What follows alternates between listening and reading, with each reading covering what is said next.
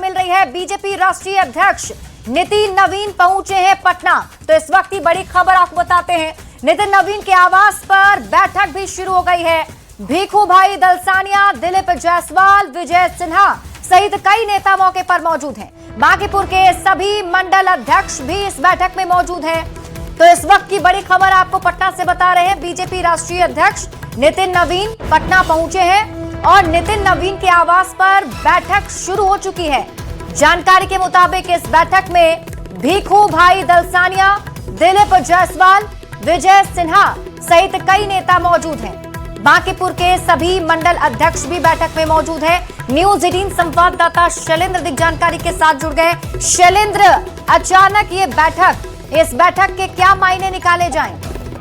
हाँ बिल्कुल, देखिए बांकीपुर की जो तैयारी है, उस तैयारी, चुनाव की तैयारी को लेकर बीजेपी के जो राष्ट्रीय अध्यक्ष नितिन नवीन है, उन्होंने खुद मोर्चा संभाला क्योंकि ये उनका विधानसभा क्षेत्र रहा है।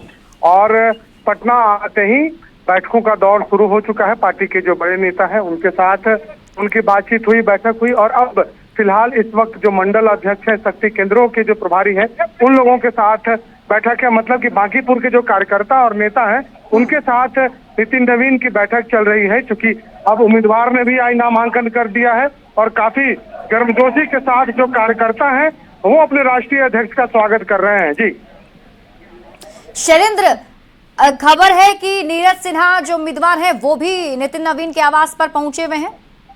हाँ बिल्कुल, देखिए जो उम्मीदवार हैं वो भी उनके साथ शामिल हैं और उम्मीदवार के साथ ही जो राष्ट्रीय अध्यक्ष हैं वो इस बैठक में शामिल होने पहुंचे हैं। और तमाम पार्टी के जो मंडल अध्यक्ष हैं, जो बूथ से जुड़े हुए नेता हैं, जो कार्यकर्ता हैं, उनके साथ इस वक्त राष्ट्रीय अध्यक्ष बातचीत करेंगे। और अगले 1 से 2 दिनों तक कहा जा सकता है कि इसी तरीके से बैठकों का जो दौर है वो चलेगा अलग अलग पार्टी के नेताओं के साथ। तो नितिन नवीन पटना आते के साथ ही जो उम्मीदवार हैं और जो मंडल के अध्यक्ष हैं, पार्टी के अन्य नेता हैं, उनके साथ उन्होंने बैठक शुरू कर दी है।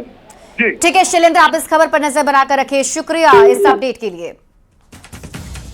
तो देखिए, बांकीपुर उपचुनाव का रण सज चुका है। आज बीजेपी उम्मीदवार नीरज कुमार सिन्हा भव्य रोड शो के बाद अपना नामांकन दाखिल करने पहुंचे। नीरज के नामांकन में दिग्गज शामिल हुए।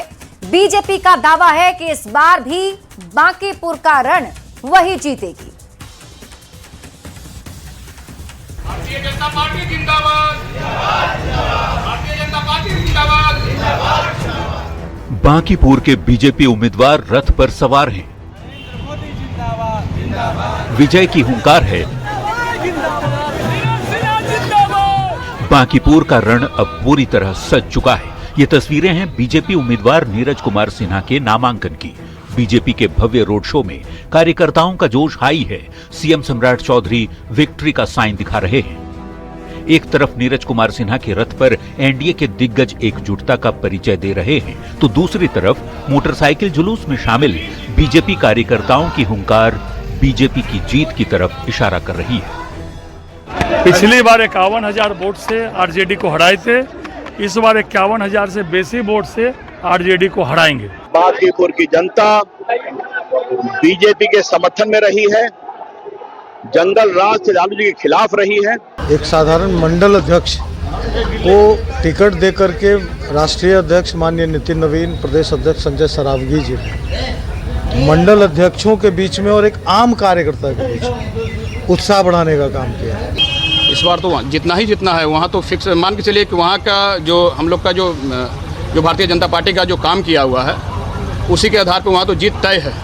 बांकीपुर सीट पर उपचुनाव की चर्चा पूरे देश में है। बांकीपुर सीट बीजेपी का गढ़ रही है। ये सीट बीते 3 दशक से बीजेपी के पाले रही है। पार्टी के राष्ट्रीय अध्यक्ष नितिन नवीन के राज्यसभा जाने के बाद उपचुनाव में पार्टी की ओर से नीरज कुमार सिन्हा को उम्मीदवार बनाया गया है। जातीय समीकरण और सियासी इतिहास यहाँ बीजेपी के पक्ष में रहा है। पार्टी का दावा है कि इस बार भी बांकीपुर की जनता उनके साथ है और जीत भी तय है। न्यूज 18 के लिए पटना से रवि एस नारायण की रिपोर्ट। मोकामा से जेडीयू विधायक अनंत सिंह को गोपालगंज कोर्ट केस से बड़ी राहत मिल गई है। आर्म्स एक्ट के मामले में अनंत सिंह को भोजपुरी अभिनेता गुंजन सिंह ने आज आत्मसमर्पण किया था। सुनवाई के बाद सिविल कोर्ट ने दोनों को जमानत दे दी।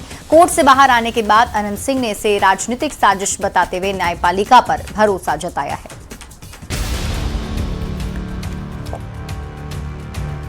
जेडीयू विधायक अनंत सिंह को गोपालगंज कोर्ट से बड़ी राहत मिली है। सिविल कोर्ट में सोमवार को अनंत सिंह और भोजपुरी अभिनेता गुंजन सिंह ने आर्म्स एक्ट के एक मामले में न्यायालय के सामने सरेंडर कर दिया। कोर्ट ने सुनवाई के थोड़ी ही देर बाद दोनों को जमानत भी दे दी।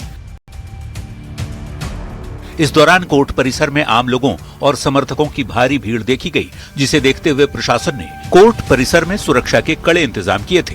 पूरा मामला गोपालगंज जिले के मीरगंज थाना क्षेत्र से जुड़ा है। बीते 2-3 मई की रात सेमराव गांव में अनंत सिंह और गुंजन सिंह एक कार्यक्रम में शामिल हुए थे। इस दौरान हथियार लहराने और अश्लील डांस का वीडियो वायरल हुआ था। वीडियो सामने आने के बाद मीरगंज थाने में आर्म्स एक्ट के तहत अनंत सिंह और गुंजन सिंह के खिलाफ प्राथमिकी दर्ज की गई थी।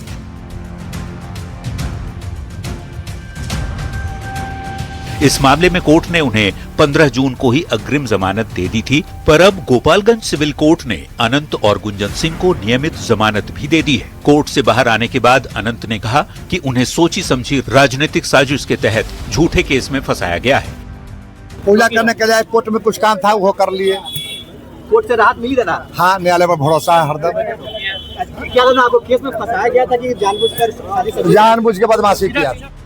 अनंत सिंह ने कोर्ट में ये माना था कि वे एक निजी कार्यक्रम में शामिल हुए थे और वहां नाच गाना चल रहा था। वहीं हथियार लहराने के मामले पर उन्होंने अनभिज्ञता जताई थी।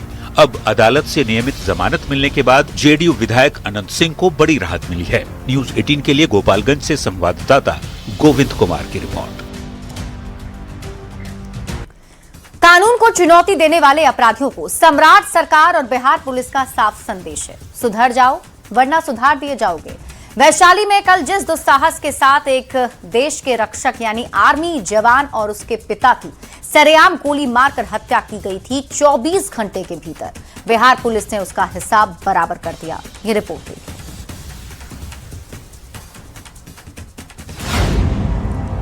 कल किया मर्डर, आज हुआ एनकाउंटर।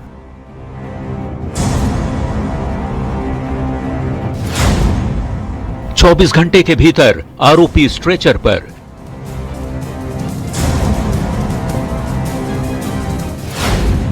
खाकी का हिसाब साफ, अब ऑन द स्पॉट इंसाफ। अगर बिहार में रहना है तो कानून के अनुसार ही रहना पड़ेगा। अगर कानून से इधर उधर करोगे तो सीधे यमराज के द्वार में मिलोगे, क्योंकि सीएम सम्राट चौधरी ने भरे मंच से ऐलान किया था, या तो अपराध छोड़ दो वरना बिहार छोड़ दो। उनके इसी बयान के बाद बिहार की पुलिस अपराधियों की नो एंट्री का बोर्ड टांग चुकी है। वैशाली में रविवार को जिस दुस्साहस के साथ देश के एक फौजी और उसके पिता को मौत के घाट उतारा गया था, ठीक 24 घंटे के अंदर खाकी ने उसका ऑन द स्पॉट हिसाब चुकता कर दिया है। आर्मी जवान की शहादत और उसके पिता की हत्या से परिजनों में आक्रोश था। जनता का गुस्सा 7वें आसमान पर था और इधर पुलिस की स्पेशल टीम महज 24 घंटे के भीतर मुख्य आरोपी को घुटनों पर ला दिया। वो जो कल तक सीना तान कर गोलियां चला रहा था, अब सदर अस्पताल के बेड पर तड़पते हुए अपनी जिंदगी की भीख मांग रहा है। जो हमने गाड़ी का देखा है उसमें पीछे से लग रहा है कि 2 गन शॉट है, वो एंटर किए हैं और सामने से निकले हुए हैं जी। और जो अक्यूज जगदीश है उसको देखा, उसकी स्थिति सामान्य है। डॉक्टर साहब से बात हुई है और उसका इलाज चल रहा है। एक्सरे वेक्सरे हम लोग करवा रहे हैं। पैर में दोनों में घुटने के नीचे दोनों तरफ गोली एंट्री की और बाहर निकल रही है। ये पूरा मामला क्या है वो भी जान लीजिए। 12 जुलाई को आरोपी ने पिता पुत्र को गोली मारी। रास्ते के विवाद के लिए आपस में ही ये विवाद चल रहा था। 11 जुलाई को पुलिस ने मामले में समझौता कराया था। 12 जुलाई को आरोपी ने पिता पुत्र को गोली मार दी। पिता की घटनास्थल पर ही मौत हो गई। आर्मी जवान ने इलाज के दौरान दम तोड़ दिया था। घटना के बाद से पूरे इलाके में सनसनी है। उसी मामले पर पुलिस ने एक्शन लिया है। गौरतलब है कि अपराधियों के घुटने तोड़ने वाली खाकी का ये अवतार बताता है कि बिहार में अब क्विक जस्टिस का दौर शुरू हो चुका है। अपराधियों को लगा था कि वो एक फौजी का खून बहाकर चैन की नींद सोएंगे, लेकिन उन्हें क्या पता था कि सरकार की जीरो टॉलरेंस नीति अब फाइलों से निकलकर सीधे पुलिस की बंदूकों में लोड हो चुकी है। ये एनकाउंटर उन तमाम गैंगस्टर्स और शूटर्स के लिए एक खुली चेतावनी है कि कानून हाथ में लोगे तो पुलिस सिर्फ कोर्ट के चक्कर नहीं लगवाएगी, बल्कि सीधे अंजाम तक पहुंचा देगी। न्यूज 18 के लिए वैशाली से प्रफुल्ल कुमार के साथ ब्यूरो रिपोर्ट।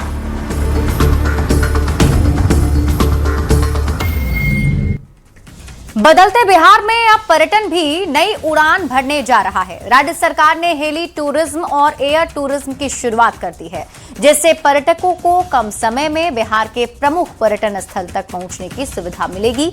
ये रिपोर्ट देखिए।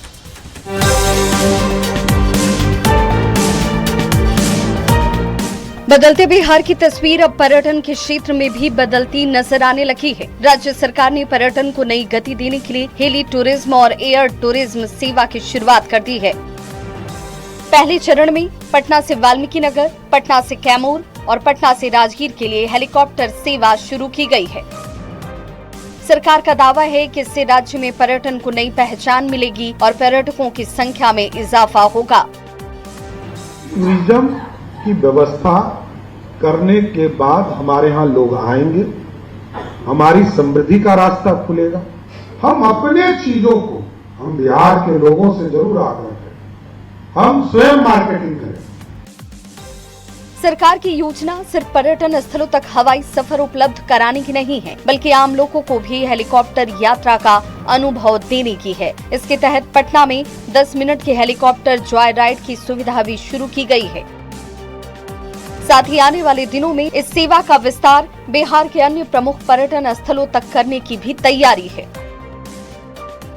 हमें तो पूरा विश्वास है कि पर्यटकों को ये सेवा पसंद आएगी, पर्यटकों में यह सेवा लोकप्रिय होगी और उससे आप सभी पर्यटन क्षेत्र से जुड़े हमारे बिहारवासी हैं वो भी लाभान्वित होंगे।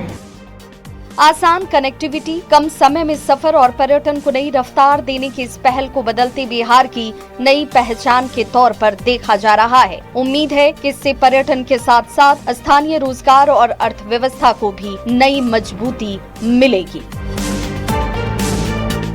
न्यूज 18 के लिए पटना से विनीता मिश्रा की रिपोर्ट। बिहार में हेली टूरिज्म सेवा से रोहतास और कैमूर को खूब फायदा मिलेगा। पटना से रोहतास कैमूर की सीमा पर स्थित दुर्गावती करमचट डैम तक हेली टूरिज्म के तहत हेलीकॉप्टर से टूरिस्ट को लाया जाएगा। तत्काल इसका किराया 6,000 रुपए रखा गया है। हेली टूरिज्म को बढ़ावा देने से स्थानीय लोगों में भी काफी खुशी है। पटना में शुभारंभ के बाद आज से बुकिंग भी शुरू हो गई। ऐसे में अब पटना से कुछ मिनट में पर्यटक रोहतास कैमूर के इलाके में स्थित कैमूर पहाड़ी के सुंदर नजारे का आनंद ले सकेंगे। सरकार इस पर भारी सब्सिडी भी दे रही है। रोहतास और कैमूर पर्यटकों के लिए हमेशा से आकर्षण का केंद्र रहा है।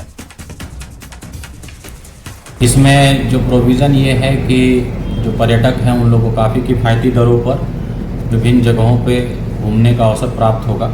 इसमें पटना जॉय राइड है, लगभग 10 मिनट का, उसमें 2100 रुपया लगेगा। फिर पटना से राजगीर का है, पटना से वाल्मीकि नगर का है। हम लोगों के लिए जो है पटना से कैमूर, जिसमें मां मुंडेश्वरी देवी मंदिर का दर्शन कराया जाएगा और वहाँ पे लोग घूम सकेंगे। उसका काफ़ी सब्सिडाइज्ड रेट है, किफ़ायती दर है, 6,000 रुपये में करवाया जा रहा है और ये सेवा प्रत्येक शनिवार और रविवार को लगेगा। आरा के बिलौटी गांव में भरत तिवारी एनकाउंटर मामले में जांच तेज हो गई है। न्यायिक जांच आयोग ने पूरे मामले की जांच शुरू कर दी है और इस मामले में गवाही देने की भी प्रक्रिया चल रही है। भरत तिवारी एनकाउंटर मामले में गवाही देने के लिए भरत तिवारी की भाभी और जवेनिया गांव के 2 विस्थापित न्यायिक जांच आयोग के कार्यालय पहुंचे। इन लोगों ने न्यायिक जांच आयोग के अध्यक्ष रिटायर्ड जज विनोद कुमार सिन्हा के सामने अपना पक्ष रखा। भरत तिवारी की भाभी ने कहा कि उन्होंने आयोग के सामने अपनी बात रखी है। सुमन देवी ने कहा कि जिन लोगों ने भरत तिवारी को मारा उन्हें रूह कपा देने वाली सजा मिले, आरोपियों को फांसी की सजा मिलनी चाहिए। तो ग्रामीण सत्यनारायण चौधरी ने भी आयोग के सामने अपनी बात रखी। सत्यनारायण चौधरी ने कहा भरत तिवारी को इंसाफ मिलना चाहिए। इस मामले में भरत तिवारी की मां आशा देवी और पिता काशीनाथ तिवारी की गवाही हो चुकी है। भाई चंदन तिवारी की गवाही अभी बाकी है। परिवार के लोग लगातार दोषी पुलिसकर्मियों को सजा देने की मांग कर रहे हैं। पे हम लोग को भरोसा है, अब देखिए आगे क्या होता है। क्या बातें रखी आपने, क्या क्या जज साहब ने कहा? बोले जज साहब बोले कि सुनवाई होगी, इंसाफ मिलेगा। नाम भी पूछा गया, सब पूछा गया, सब बताए हैं। क्या नाम पूछा गया, किसके बारे में? SDM, DSP, मलाकार, SHO सब STF का जो अक्षय कुमार है, जो जो इसमें शामिल है, सबके बारे में हम बताए हैं। जज साहब से क्या बताइए, क्या सजा मिलना चाहिए? यही सजा मिलना चाहिए कि देशभक्त को 5 गोली मारी गई, इन लोग को भी ऐसा सजा मिलनी चाहिए कि इन लोग का रूह कांप जाए। फांसी की सजा। पूछा गया जब भरत तिवारी के विषय में पूछा, जो कैसे भरत तिवारी को मारा, खूब लोग तो पुलिस ने मारा, दरोगा ने मारा, SP मारे, उनको प्रशासन बोले जो तू अपना मांग है तो बोलिए हम आपको पूर्ति कर देंगे, लेकिन तू सिलेंडर बोल दो। तो उन्हें आकर दरोगा जी के पास बिक दिया अपना हथियार, अब्बी के सिलेंडर मार दिया। थाना के बाद उनको धर कर ले जाकर उधर 3 फायर मार दिया। आपकी आंखों के सामने हुआ था? हाँ, हम लोग आंखें के सामने मारे। जज साहब से आप बताए? हाँ, बोले हैं। कितने देर आपसे पूछे हैं जज साहब? पूछे है आधा घंटा का लगभग, इधर से उधर यही पूछे, और क्या पूछेंगे। जब जो को कहा जो कैसे हुआ, क्या हुआ, यही सब बताए हम लोग। और इस बीच आपको कटिहार से बड़ी खबर बताते हैं। पाकिस्तानी आतंकी गिरोह का लाइनर गिरफ्तार किया गया है। संयुक्त कार्रवाई में मोहम्मद अहद गिरफ्तार किया गया है। कोढ़ा थाना क्षेत्र के मूसापुर से गिरफ्तारी हुई है। पाकिस्तानी गैंगस्टर राणा हुनैन उर्फ राणा हसैन और शहजाद भट्टी से सोशल मीडिया पर संपर्क का आरोप है। व्हाट्सएप, फेसबुक समेत अन्य प्लेटफॉर्म के जरिए संपर्क में रहने का दावा है। भारत विरोधी गतिविधियों के लिए लोगों को जोड़ने का आरोप है। केंद्रीय एजेंसियां, राज्य एजेंसियां और कटिहार पुलिस की संयुक्त कार्रवाई हुई है। मामले की जांच जारी है। STF और CID के साथ संयुक्त छापेमारी करते हुए कटिहार पुलिस ने पाकिस्तानी आतंकी संगठन से संपर्क रखने वाले कटिहार के मोहम्मद अहद को कोढ़ा थाना क्षेत्र के मूसापुर से गिरफ्तार किया है। फिलहाल गिरफ्तारी के बाद उन्हें कोर्ट में पेश किया जा रहा है।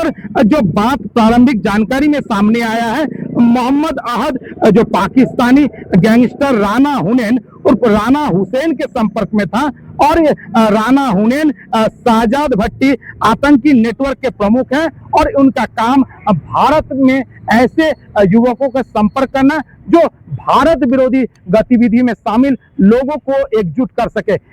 लगभग ऐसा ही आरोप गिरफ्तार मोहम्मद अहद पर था, क्योंकि यह सीमांचल का इलाका है और देश विरोधी गतिविधियों में शामिल है।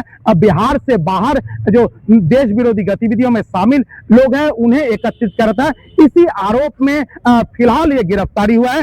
कटिहार SP ने न्यूज़ 18 से बातचीत में ये बातें रखी है कि जो गिरफ्तारी के दौरान कई सेंट्रल एजेंसी भी संयुक्त रूप से इस छापेमारी में था।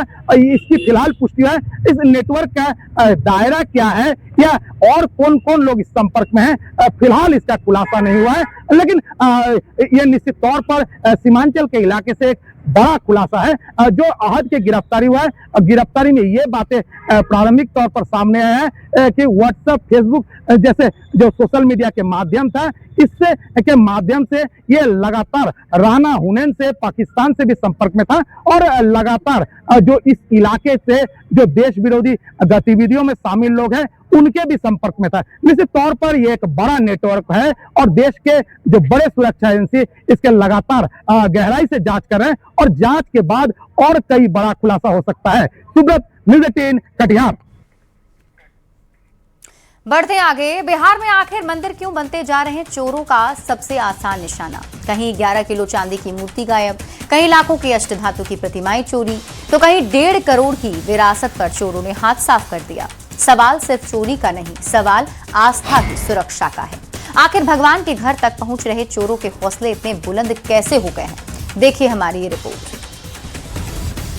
मंदिर मंदिर टूटे ताले, कहां सो गए खाकी वाले। 3 जिले, 3 बड़ी वारदात, क्या किसी बड़े गैंग का है हाथ। राम सीता की मूर्तियां गायब, कुंभकर्णी नींद में सो रहे साहब। बिहार में चोरों के हौसले इस कदर बुलंद हैं कि घर तो छोड़िए, भगवान के मंदिरों तक को नहीं छोड़ा जा रहा। अंधेरे का फायदा उठाकर ताले चटकाए जा रहे हैं और सदियों पुरानी अष्टधातु की मूर्तियां सरेआम चुराई जा रही हैं। आखिर बिहार में मंदिरों को कौन खोखला कर रहा है, क्या पुलिस सो रही है या चोरों के सिंडिकेट के आगे सरेंडर कर चुकी है? सबसे पहले बात समस्तीपुर की, जहां चोरों ने दुस्साहस की सारी हदें पार कर दी। खानपुर थाना क्षेत्र का एक ऐतिहासिक मठ, जहां खुद सम्राट चौधरी ने पूजा अर्चना की थी। वो मठ जो पिछले 200 सालों से लाखों लोगों की आस्था का केंद्र था, उसे चोरों ने एक झटके में सूना कर दिया। भगवान राम, लक्ष्मण और माता सीता की 200 वर्ष पुरानी अष्टधातु की अमूल्य मूर्तियां और करोड़ों के सोने चांदी के जेवरात गायब कर दिए गए। अंतर्राष्ट्रीय बाजार में इसकी कीमत करीब 1.5 करोड़ रुपए है। राम, लक्ष्मण, जानकी, उनका भी मूर्ति को ले गया। इसके बाद चांदी का मुकुट था, उसको भी ले गया। इसके बाद धनुष, बाण और छत्र, ऊपर में जो भगवान के तीनों राम, लक्ष्मण, जानकी के ऊपर में धनुष, बाण, वो छत्र लगे हुए थे, वो छत्र भी तीनों खोल के ले गया। समस्तीपुर की आग अभी ठंडी भी नहीं हुई थी कि चोरों ने भोजपुर के आरा में धावा बोल दिया। पीरो अंगी गांव के पिटरों में राम जानकी मंदिर का ताला औजारों से कतर दिया गया। यहाँ से श्री राम, लक्ष्मण और सीता माता की अष्टधातु की बेशकीमती मूर्तियां चोरी हो गई। आस्था पर हुए इस प्रहार से स्थानीय लोगों का गुस्सा 7वें आसमान पर है। मंदिर में प्रवेश किया तो उसका ताला नीचे का और ऊपर का दोनों ताला गैस कटर से कटा हुआ था और राम, लक्ष्मण और सीता तीनों मूर्ति वहां से गायब थी। अब चलिए सिल्क सिटी भागलपुर, जहां नाथनगर थाना क्षेत्र के शाहपुर काली मंदिर को निशाना बनाया गया। यहाँ किसी छोटी मोटी चीज को नहीं, बल्कि सीधे 11 किलो चांदी की मूर्ति पर चोरों ने हाथ साफ कर दिया। सुबह जब पुजारी पहुंचे तो मंदिर का नजारा देखकर पैरों तले जमीन खिसक गई। एक के बाद एक 3 जिलों में हुई इन वारदातों ने साबित कर दिया है कि बिहार में चोरों का एक बड़ा सिंडिकेट एक्टिव हो चुका है, क्योंकि मंदिरों को इस तरह सिलसिलेवार ढंग से टारगेट करना किसी बड़े नेटवर्क की गवाही दे रहा है। अब सवाल उठता है कि क्या पुलिस की नाइट पेट्रोलिंग सिर्फ कागजों पर चल रही है? जब खुद भगवान के घर की सुरक्षा दांव पर हो तो आम नागरिक खुद को महफूज कैसे समझे? न्यूज़ 18 के लिए भागलपुर से विकास सिंह, भोजपुर से चंदन कुमार, समस्तीपुर से मुकेश कुमार के साथ ब्यूरो रिपोर्ट। खगड़िया के मुफस्सिल थाना क्षेत्र में NH 31 पर उस समय हड़कंप मच गया जब एक ट्रक पर लदे CNG गैस सिलेंडर से अचानक रिसाव होने लगा। गैस लीक होते ही सड़क पर अफरा तफरी का माहौल बन गया और डर के मारे ट्रक ड्राइवर पहले गाड़ी छोड़कर भाग खड़ा हुआ। हालांकि कुछ ही देर में ड्राइवर ने सूझबूझ दिखाई और वापस लौटकर रिसाव हो रहे गैस सिलेंडर को बंद किया, जिसके बाद स्थिति पर काबू पाया जा सका। इस घटना के कारण नेशनल हाईवे पर करीब आधे घंटे तक वाहनों के पहिए थमे रहे और चालकों को भारी परेशानी का सामना करना पड़ा। जबरदस्त धुआं था कि जो कि गाड़ी क्रॉस नहीं कर पाया, इतना धुआं था कि आदमी सूझ नहीं रहा था। हाँ, पूरा गैस फट गया था, उसका पाइप लीकेज। फायर ब्रिगेड आया था लेकिन वापस चला गया था। बाद में? हाँ, बाद में आया। बंद कैसे किया? बंद अपने ड्राइवर किया, बंद कर दिया। खबर भागलपुर से है, जहां पुलिस ने अंतर्राष्ट्रीय बाइक चोर गिरोह का बड़ा भंडाफोड़ करते हुए 3 शातिर चोरों को गिरफ्तार किया है। कार्रवाई लोधीपुर थाना पुलिस ने कोढ़ा गांव निवासी पवन मंडल के बाइक चोरी की शिकायत के बाद की। पुलिस ने तकनीकी सबूतों और गुप्त सूचना के आधार पर कार्रवाई करते हुए राहुल कुमार, मिथुन कुमार और देवानंद कुमार को दबोच लिया। गिरफ्तार आरोपियों की निशानदेही पर पुलिस ने अलग अलग जगहों पर छापेमारी कर चोरी की 4 मोटरसाइकिलें भी बरामद की हैं। देवानंद कुमार जो कि धनकुंड भाका के रहने वाले हैं, इन तीनों अभियुक्तों की निशानदेही एवं स्वीकारोक्ति बयान के आधार पर विभिन्न स्थानों पर छापेमारी की गई। छापेमारी के दौरान चोरी की कुल 4 मोटरसाइकिलें बरामद हुई है। इसमें प्राथमिकी में अंकित की गई 1 चोरी की मोटरसाइकिल के साथ 3 अन्य चोरी की मोटरसाइकिल जो कि सुल्तानगंज एवं कोतवाली क्षेत्र की मोटरसाइकिलें थी, वो भी बरामद की गई है। इस संबंध में लोधीपुर थाना में अग्रतर कार्रवाई की जा रही है और इन लोगों को न्यायालय में फॉरवर्ड किया जा रहा है। और अब खबर मोतिहारी से है, जहां सुगौली नगर में एक दिन की बारिश ने नगर पंचायत की तैयारियों की पोल खोल दी। थाना चौक से डाक बंगला जाने वाली सड़क पर जल जमाव हो गया, जिससे राहगीरों को भारी परेशानी का सामना करना पड़ रहा है। स्थानीय लोगों का आरोप है कि हर साल बारिश में यही हालात बनता है, लेकिन प्रशासन पानी निकालकर अस्थायी समाधान करता है। लोगों ने प्रशासन पर खानापूर्ति का आरोप लगाया, वहीं जल निकासी की स्थायी व्यवस्था की मांग की है। समस्या है, कहीं से पानी निकलने का निकासी ही नहीं है, कहीं पानी निकलने का जगह नहीं है। यहाँ पर रोड खाल तो लोग अपना जमीन भर लिया लोग। यहाँ यही चीज हम लोग कह रहे हैं कि इसको पानी का यहाँ पे सोल्यूशन किया जाए, इसको भर के ऊंच किया जाए, तो इसमें लोगों को आने जाने तो ये समस्या जो है सिर्फ बरसात में ही होती है कि आए दिन, मतलब नहीं, जब भी बरसात होता है तब भी यहाँ पे समस्या है। जो नाला नहीं है इसका अब बहुत दिनों से नाला पास है, आप लोग सुन रहे हैं कि बहुत दिनों से बन रहा है, अभी तक नाला नहीं बना। यही है जो हर दफी जो बारिश होती है तो हर दफी यहाँ पे पानी लग जा रहा है। खबर गोपालगंज से, जहां मॉनसून पूरी तरह एक्टिव हो चुका है। लगातार हो रही बारिश के कारण शहर के कई रिहायशी इलाकों में जल जमाव हो गया। ड्रेनेज सिस्टम दुरुस्त नहीं होने से लोगों की परेशानियां और बढ़ गई। कई सड़क और गलियों में पानी भरा हुआ है, लोगों को आवागमन करने में परेशानी हो रही है। गोपालगंज में मानसून ने रफ्तार पकड़ ली है। कल रात से ही लगातार बारिश हो रही है और बारिश की वजह से गोपालगंज नगर परिषद के क्षेत्र में ड्रेनेज सिस्टम जो है वो फेल हो चुका है और कई इलाकों में जलभराव हो गया। सदर अस्पताल परिसर की अगर बात करें या फिर मेन रोड की बात करें या फिर थाना रोड की बात करें, जादूपुर रोड की बात करें, तमाम जो रिहायशी इलाके हैं, रिहायशी मोहल्ले हैं, वहाँ पर ड्रेनेज सिस्टम दुरुस्त नहीं होने की वजह से जलभराव हो गया है।